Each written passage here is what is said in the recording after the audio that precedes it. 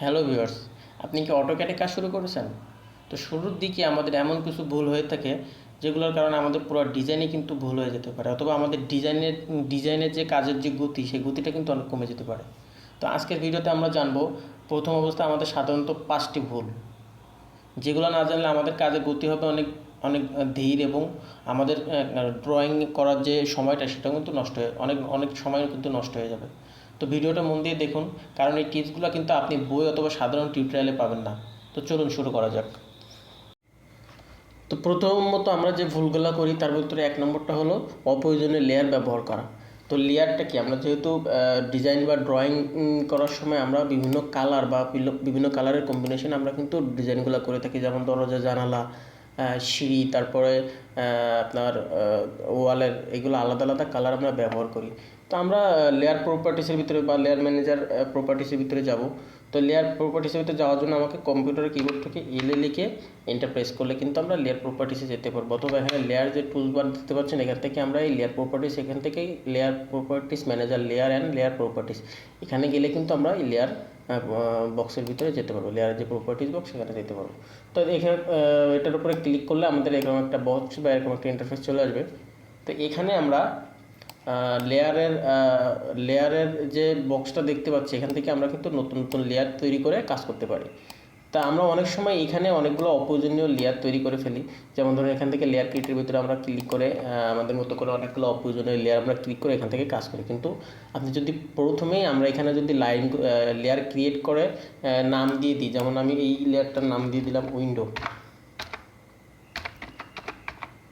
Window দিয়ে আমি কালারটা আগে থেকে সিলেক্ট করে দিলাম যে আমি এটা জাস্ট উইন্ডোর কালার, এবং আমি আরও একটা লেয়ার তৈরি করে দিলাম, এটাকে দিকে দিয়ে দিলাম ডোর। ডোর লিখে আমি এখান থেকে কালার সিলেক্ট করে দিলাম। তারপর আমি আর একটা কালার এখান থেকে ড্র করে ক্রিয়েট করে লিখে দিলাম এটা ওয়াল। ওয়ালের কালারটা আমি এখান থেকে দিয়ে দিলাম। এইভাবে আমি যদি লেয়ারগুলো ক্রিয়েট করে রাখি, বা লেয়ার ক্রিয়েট করার পরে আমরা যদি কালারগুলো ঠিকভাবে এখানে কালারগুলো ম্যাচিং করে আমরা আগে থেকে তৈরি করি, তাহলে কিন্তু আমাদের ডিজাইনের কাজগুলো অনেকটা দ্রুত এবং ফাস্ট আমরা করতে পারবো। তো আমরা যদি লেয়ার এখানে অপ্রয়োজনীয় অনেকগুলো লেয়ার আমরা যদি নিয়ে 1 2 3 লেয়ারগুলো কোনো মানে আমাদের প্রয়োজন না, কিন্তু আমরা ড্রয়িং করার ক্ষেত্রে এই লেয়ারগুলো ব্যবহার, কিন্তু লেয়ারগুলো যদি আমি আলাদাভাবে ব্যবহার করতে চাই, আমার কিন্তু সময়ও বেশি লাগবে, এবং এটা কিন্তু দ্রুত আমরা করতে পারবো না। সেক্ষেত্রে আমরা কিন্তু আলাদাভাবে লেয়ারগুলো এরকম নাম লিখে, লেয়ার ক্রিয়েট করে নাম লিখে লেয়ার সিলেক্ট করে আমরা রাখতে পারি, যাতে আমাদের ড্রয়িংয়ের কাজটা অনেক দ্রুত এবং সহজ হয়। তো এরপরে দ্বিতীয় নাম্বার আমরা যে ভুলটা করে থাকি, সে হচ্ছে অবজেক্ট স্ন্যাপ মোডটা অফ করে রাখা, বা অবজেক্ট স্ন্যাপ মোডের অন অফের বিষয়টা আমরা কিন্তু ড্রয়িং করার সময় অনেক সময় মাথায় আনি না। তো এখানে আমার যে মাউস পয়েন্টার দেখছেন, এখানে এটা কিন্তু স্ন্যাপ মোডটা অন অফ, এখান থেকে আমি একটা ক্লিক করলে অন হয়ে যাবে, আবার যদি ক্লিক করি এটা অফ হয়ে যাবে। অথবা আমরা যদি কিবোর্ডের ফাংশনাল কি থেকে F9 প্রেস করলে অন হবে, আবার F9 প্রেস করলে অফ হবে। তো এই স্ন্যাপ মোডটা কি, আমরা যদি আমাদের কার্সারটাকে, এই যে কার্সার, আমরা যে কার্সারটা ব্যবহার করে ড্রয়িং করার ক্ষেত্রে, এখানে আমাদের এই কার্সার আমরা যখন ঘোরাই, বা আমরা কার্সারটা যখন কোনো অবজেক্টের উপরে রাখি, তখন কিন্তু এটার বিভিন্ন পয়েন্ট বরাবর কিন্তু শো করে, বা এই যে গ্রিড এখানে আছে, গ্রিড বরাবর কিন্তু শো করে। তো অনেক সময় গ্রিড যদি না থাকে, বা গ্রিড বরাবর যদি আমরা শো করাতে চাই, তখন কিন্তু আমাদের এই স্ন্যাপ মোডটা অন করা লাগে। তো স্ন্যাপ মোডটা অন করলে আমরা চাইলে যে কোনো গ্রিড বরাবর, বা আমাদের ডিজাইনটা যদি বিভিন্ন মেজারমেন্টের আদারওয়াইজ আমাদের করা লাগে, সেক্ষেত্রে কিন্তু আপনার এই স্ন্যাপ মোডটা অন করে নিলে আমরা সহজেই কাজটা করতে পারবো। আমরা অনেক সময় এগুলো খেয়াল করি না, যে কারণে আমাদের এই কার্সারটা আমরা ঠিক পয়েন্ট বরাবর আমরা রাখতে পারি না, বা কার্সারটা যেখানে দরকার আমরা সেখানে নিতে পারি না। তো এই স্ন্যাপ মোডটা অন করলে কিন্তু আমাদের এই কাজগুলো করতে অনেক সুবিধা হবে। এবং আমি ধরুন এখান থেকে 10 বা 20 30 এরকম আমি সিরিয়াল আদারওয়াইজ আমি কার্সারটা নিতে চাই, তো সেক্ষেত্রে কিন্তু এই স্ন্যাপ মোডটা আমাদের অনেক হেল্প করবে। তো এরপরে তৃতীয় নাম্বারে আমরা যে ভুলটা করি, সেটা হলো ডাইমেনশন স্টাইলটা সেট আপ করি না। আমরা আমাদের যে ড্রয়িং করার সময় আমরা সরাসরি ড্রয়িং করি, কিন্তু আমাদের যে এই ডাইমেনশন, এখান থেকে ধরুন আমি একটা ডাইমেনশন নিয়ে এটা চেক করলাম যে আমি লাইনটা কতটুকু ড্র করছি। তো আমি এখানে ডাইমেনশন নিয়ে আমি জাস্ট দেখলাম কতটুকু আমি ড্র করছি। এখানে কিন্তু আমার ডাইমেনশন স্টাইলটা সেট আপ করা নেই, যে কারণে আমার এখানে 6.7494 এরকম অনেকগুলো সংখ্যা চলে আসছে। তো এক্ষেত্রে আমার কিন্তু অবশ্যই ডাইমেনশন স্টাইলটা সেট আপ করে নিয়ে তারপরেও ড্রয়িং করতে হবে, তাহলে আমাদের কাজটা আরও অনেক দ্রুত এবং ফাস্ট আমরা করতে পারবো।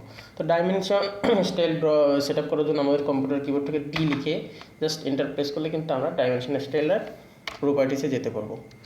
তো আমি ডি লিখে এন্টার প্রেস করলে এরকম একটা ইন্টারফেস এখানে চলে আসবে, বক্স চলে আসবে। এখান থেকে আমাকে জাস্ট এটাকে মডিফাই করতে হবে। তো মডিফাই করার জন্য আমাকে মডিফাইয়ের ভিতরে ক্লিক করতে হবে।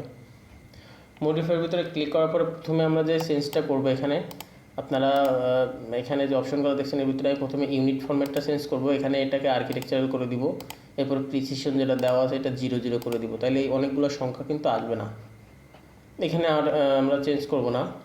এরপরে আমরা ফিটে যে আমরা just always keep text between exact line, তো এটার উপরে সিলেক্ট করলাম। এরপরে আমরা টেক্সটের কালারগুলো এখানে যে ডাইমেনশন স্টাইলের যে টেক্সট, এই টেক্সটের কালারটা আমরা চেঞ্জ করব। টেক্সট স্টাইল স্ট্যান্ডার্ডই থাক, এখানে আর চেঞ্জের দরকার নাই। বাই টেক্সটের কালার বাই লেয়ার দেওয়া আছে, আপনারা চাইলে এখান থেকে যে কোনো কালার বা কালার আলাদা নতুন করেও তৈরি করতে পারেন। তো আমি এটাকে রেড কালার দিলাম। এরপরে ফিল কালার, মানে এই বক্স মানে লেখাগুলো একটা বক্সের ভিতরে দেখাবে, এরকম একটা বক্স আসবে। এখন সেখানে কালারটা আমরা যেটা দিব সেটা এখান থেকে সিলেক্ট করতে হবে। তো ধরুন আমি এটাকে গ্রিন কালার দিলাম, এখান থেকে এখানে এই যে লেখাটা কিন্তু চেঞ্জ হয়ে গেছে। এরপরে আমাদের টেক্সট অ্যালাইনমেন্ট, এখানে টেক্সট অ্যালাইনমেন্টটা আমাদেরকে সেট আপ করতে হবে। সেই টেক্সট অ্যালাইনমেন্ট আমি জাস্ট মিডিলে অ্যালাইন উইথ ডাইমেনশন লাইন দিব। এরপরে আমি যে সেট আপটা করবো সেটা হচ্ছে symbol and arrow. Symbol and অ্যারোর ভিতরে যে আমি জাস্ট এগুলোকে অবলিক করে দিব, ব্যাস। এখানে আমার আর কোনো কাজ নাই। লাইনের কালারগুলো চাইলে এখান থেকে লাইন বড় ছোটো করতে পারি, তো আমাদের আপাতত কোনো চেঞ্জ আমি করবো না, জাস্ট এটাকে ওকে করে দিব। ওটা ওকে করে দিয়ে সেট দিয়ে ক্লোজ করে দিব। এখন কিন্তু আমার ডাইমেনশন স্টাইলটা কিন্তু পুরো চেঞ্জ হয়ে গেছে। এখানে কিন্তু আমার যে টোটাল যে আমি লাইনটা ড্র করছিলাম এটা কিন্তু এই যে 7 বা 7 ইঞ্চি এখানে মানে শো করছে। আমার পুরো ডাইমেনশন স্টাইলটা কিন্তু এখন সেট আপ। আবার আপনারা যদি চান যে এই লাইনটা এখানে যে 7 এবং যে বক্সটা কালার চেঞ্জ করছে, লাইনটা আমি দেখাইছিলাম, লাইনটা আমরা কিন্তু চেঞ্জ করি না, আপনারা স্যার এটা চেঞ্জ করে নিতে পারেন। এরপরে আমরা যে ভুলটা করে থাকি সেটা হচ্ছে ইউনিট সেট আপ। আমরা সরাসরি আমরা কাজ শুরু করি। আমাদের কাজ শুরু করার আমাদের আগে প্রথমে কিন্তু আমাদেরকে আগে ইউনিটটা সেট আপ করে নিতে হবে, তাহলে আমাদের মানে কাজটা অনেক সুবিধা হবে বা কাজটা করতে আরও অনেক ইজি হবে। তো প্রথমে ইউনিট সেট আপ করার জন্য আমার কম্পিউটার কিবোর্ড থেকে ইউএন লিখে জাস্ট ইন্টারপ্রেস করতে হবে।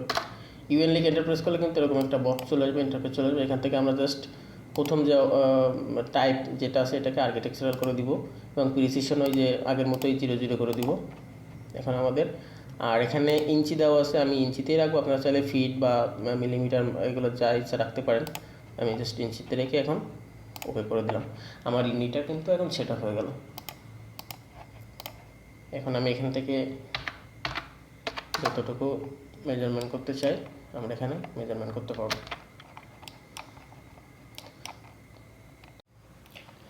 তো পঞ্চম নম্বরে আমরা যে ভুলটা করি সেটা হচ্ছে জুম ও প্যান কমান্ডের সঠিক ব্যবহারটা আমরা করি না বা আমরা সঠিক ব্যবহার করতে পারি না। তো জুম এবং প্যান কমান্ডটা কী সে সম্পর্কে আগে দেখে নিই। তো প্রথমে আমরা প্যান কমান্ডটা নিয়েই কথা বলবো। প্যান কমান্ডটা আসলে আমাদের আমি এই জন্য আগে থেকে একটা অবজেক্ট এখানে ড্র করে রাখছি সহজ আপনাদের বোঝানোর জন্য। তো আমার মাউস পয়েন্টটা ঠিক যেখানে ডেস্ক মানে ডিসপ্লেতে মাউস পয়েন্টটা যেখানে দেয় সেটা কিন্তু প্যান কমান্ড। আমি এখানে ক্লিক করে প্যান কমান্ডটা ইউজ করতে পারি, অথবা আপনার কিবোর্ডের থেকে আমি যদি পি লিখে এন্টার প্রেস করি তাহলে কিন্তু আমরা প্যান কমান্ডটা ব্যবহার করতে পারি। তো আমি জাস্ট পি লিখে এন্টার প্রেস করলাম। এখন আমার এই অবজেক্টটা ধরুন আমি এই কর্নারে বা মিডিলে বা মানে এই কর্নারে নিতে চাই। তো জাস্ট ওই পয়েন্টের উপরে আমি ক্লিক করব, আমার অবজেক্টের উপরে ক্লিক করে আমি যেখানে নিতে চাই সেখানে শুধু জাস্ট সরাই দিব। এখন কিন্তু এইভাবে আমরা মানে প্যান কমান্ড আমরা এইভাবে ইউজ করতে পারি। অথবা আমাদের যে মাউসটা আছে, মাউস থেকে আমাদের মাঝখানে যে রিল যেটা দিয়ে আমরা স্ক্রল করি, এইটার উপরে এইটার মিডিলে ক্লিক করে মানে চাপ দিয়ে জাস্ট আমি এই প্যান কমান্ডটাও কিন্তু ব্যবহার করতে পারি। তো এই তিনটা অপশনে আমরা প্যান কমান্ড ব্যবহার করতে পারি। তো প্যান কমান্ডের ব্যবহারটা আমরা জানলাম যে আমাদের প্যান কমান্ডের দিয়ে আমরা আমাদের অবজেক্টটাকে আমরা যে কোনো সাইডে আমরা ধরুন মিডিলে আনতে চাই বা এই কর্নারে আনতে চাই, যে কোনো সাইডে আমরা সরাতে পারবো সহজে ইজিলি। তো এরপর আমরা যেটা শিখবো সেটা হচ্ছে জুম। তো জুম কমান্ডের জন্য আমাদের জাস্ট কম্পিউটারের কিবোর্ড থেকে যে লিখে এন্টার প্রেস করলে কিন্তু আমরা জুম কমান্ডটা ব্যবহার করতে পারি। অথবা আমাদের যে প্যান কমান্ড যেটা নিয়েছিলাম সেটার নিচেই কিন্তু জুম কমান্ড। জাস্ট আমি আমার এই মাউস পয়েন্টার দেখছেন এটার উপরে জাস্ট ক্লিক করে আপনি কিন্তু জুম ইন বা জুম আউট করতে পারেন। এখানে অনেকগুলো অপশন আছে, আপনি অপশন অনুযায়ী করতে পারেন। প্রথম অপশনটা আপনি জাস্ট পয়েন্টের উপরে যে পয়েন্টটাকে আপনি ধরুন এই কর্নারটুকু আপনি জুম করে দেখতে চান, তো জাস্ট আপনি উপরেরটা ক্লিক করলেন, উপরেরটা ক্লিক করে এখন কিন্তু আপনার এটা পুরো ডিসপ্লেটার উপরে শো করছে। অথবা আপনি যদি বলেন যে না আমি জাস্ট এই কর্নারটুকু জুম করব, তো আমি জাস্ট যে লিখে এন্টার প্রেস করলাম, এখন ওই কর্নারটুকু সিলেক্ট করব, সিলেক্ট করলে কিন্তু ওই যে শুধু কর্নারটুকু জুম হবে। এখানে আপনাদের জুমের জন্য অনেকগুলো অপশন আছে। আপনারা এই জুমের যে টাইপের যেভাবে আপনারা বড় করে দেখতেছেন আপনাদের অবজেক্টটাকে, আপনারা সেভাবে কিন্তু দেখতে পাবেন। সেন্টার উপরে জাস্ট ধরে আপনি ক্লিক করলে কিন্তু আপনার সেন্টার বরাবর জুম হয়ে যাবে। ঠিক যে পয়েন্টটা আপনার দরকার ওই পয়েন্টের উপরে ক্লিক করলে আপনাদের এই জুম ইন বা জুম আউট হবে।